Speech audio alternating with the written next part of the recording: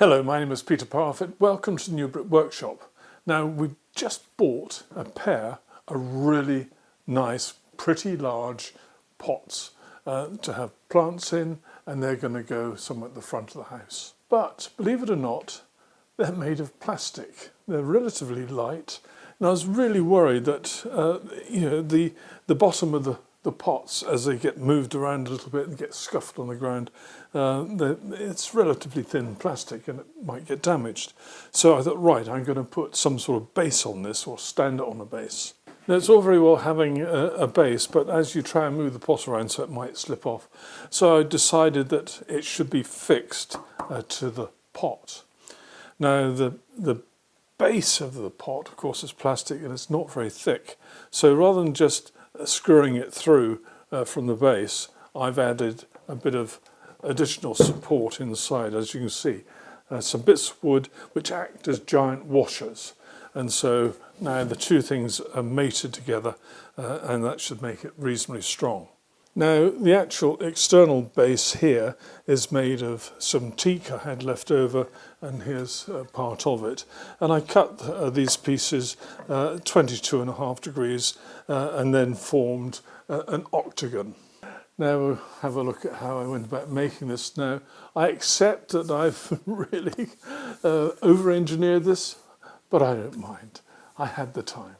Of course, one has to start with a diagram. Now, I drew this using a program called DraftSight. It's a bit like AutoCAD, and so I was able to draw things really accurately.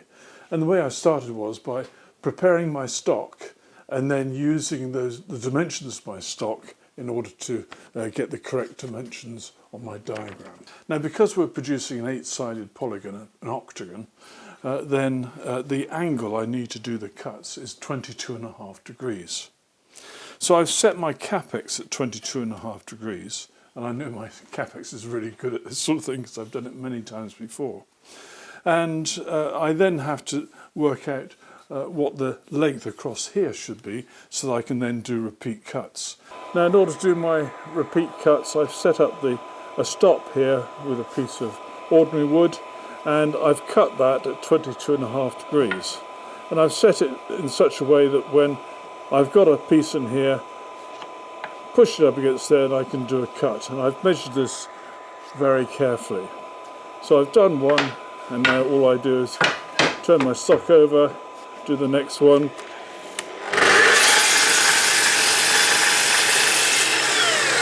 And remember, let the saw come to a stop before you raise it. Very important.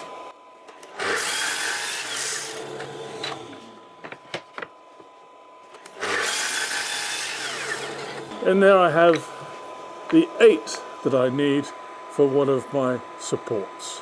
Now, it really does pay to have one of these Bessie strap clamps. I've had mine for many years. I bought it from someone at the stand at the D&M show one year. In fact, I bought 2 of them.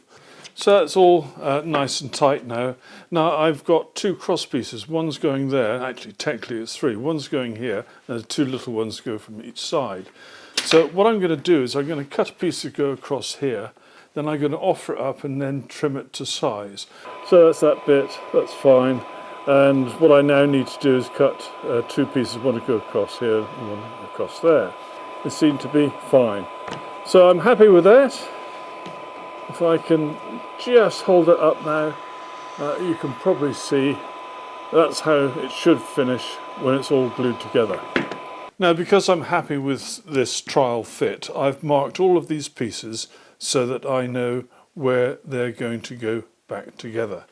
And so I've got a circle and a circle, across and across, 2 lines, 2 lines, 1 line, and all sorts of lines around here, so that these will only come together in one way. Now, I'm going to put domino joints across all of these because this is going to be outside all year round, and it will get quite damp, and so the more I can do to keep these pieces together, the better.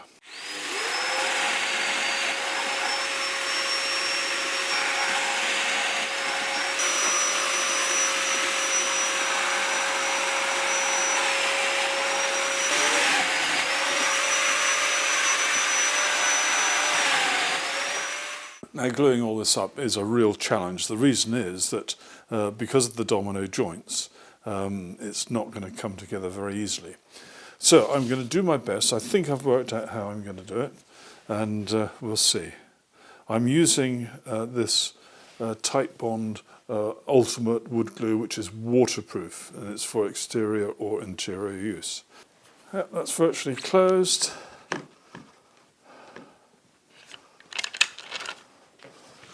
A little bit more oomph here. And as you can see, I've now set it up in the machine, and I'm holding this down, and I've got tabs around all of this, and I'm now going to do the main cutout.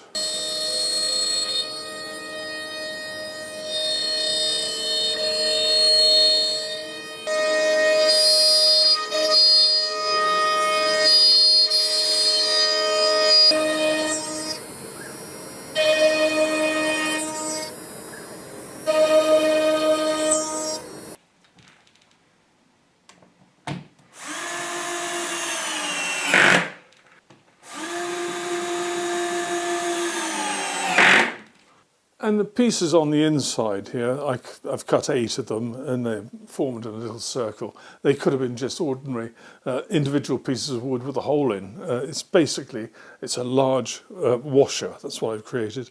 That's made of a bit of Douglas fir, and it's about 18 millimeters thick. And I've got some holes in the bottom of the pot, as you can see. And the screws going through this into the base at the bottom. And when they were finished, I then gave it a single coat of this Osmo Country Colour, and it is 2404 Fir Green, and it's really good stuff. I've used it a lot before, as you can see from the state of the top of the tin, but it's really good. Well, there we go, that's it, they're finished. And all we've got to do now is put them in position and fill them with about 1.5 tons of soil and some plants. Many thanks for watching. Take care. Bye-bye.